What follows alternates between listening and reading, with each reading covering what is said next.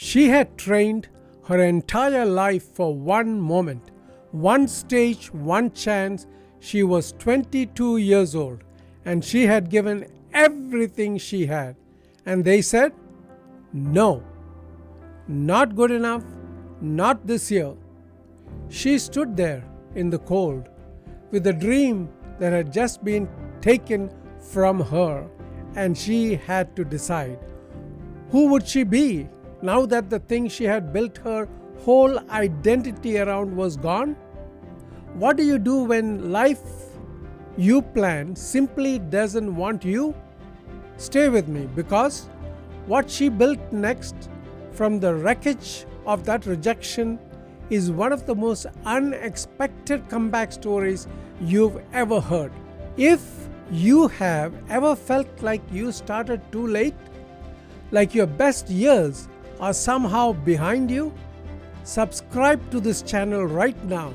Like this video, share it, because this story is for every single person who has ever been told they missed their window.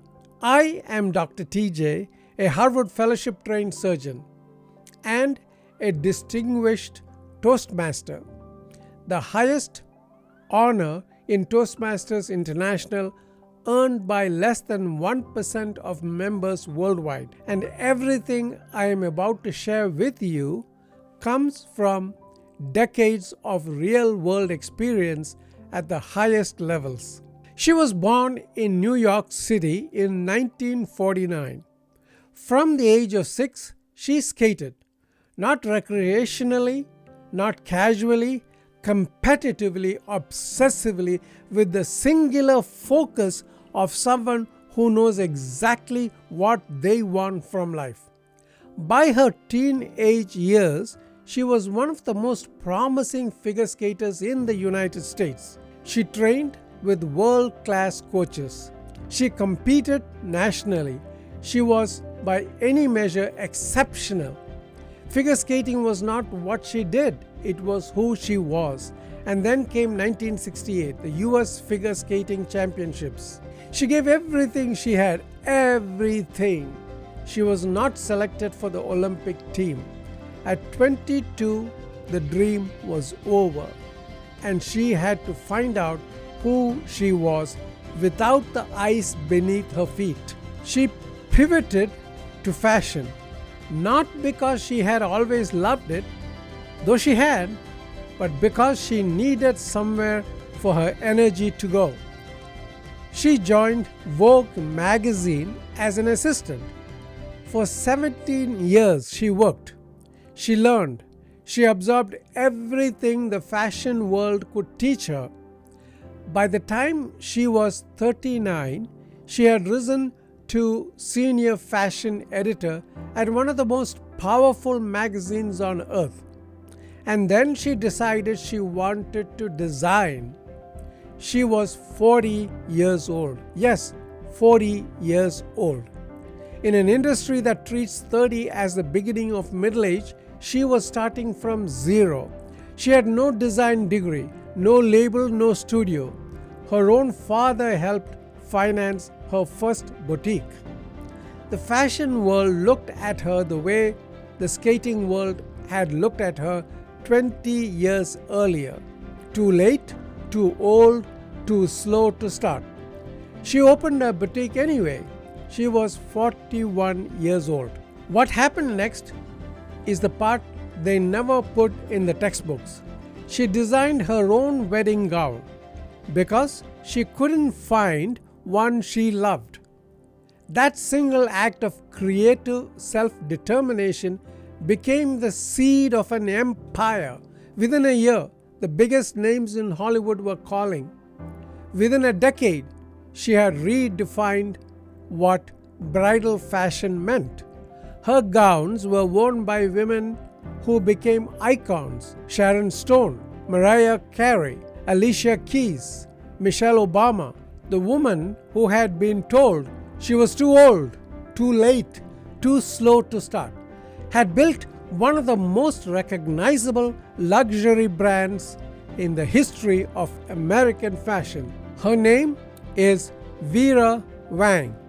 The figure skater who didn't make the Olympic team, the 40-year-old beginner who the industry dismissed, the woman who started her most important chapter when most people had already written hers off.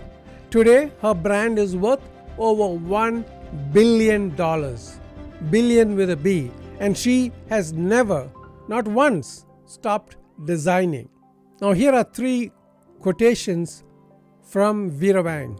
The first, I am not a person who thinks about destiny and fate, but I don't walk away from it when something unfolds, end quote. Vera Wang. Next, to me, style is about confidence and beauty and being the best version of yourself, end quote. And the third and last quote, you have to think outside the box. If the doors of perception were cleansed, everything would appear as it is infinite. Vera Wang. Here is what Vera Wang's story is really about. It is not about fashion. It is not about skating. It is about what happens when someone refuses to let the world's timeline become their timeline. She was 22 when one dream ended. She was 40 when the next one began. And everything that made her extraordinary was built in the years the world had already written off. Your challenge today is this: write down the dream you quietly gave up on because you decided it was too late. Write it down, look at it, and ask yourself one honest question. Is it too late? Or did someone just convince you it was? Because Vera Wang started at 40 and the world is still wearing her name. Share this with someone who thinks they've missed their chance. They haven't, and this video might be the thing that reminds them. Like, subscribe, hit the bell, and click on the video that you see on the screen. And I'll see you Thursday for the next story.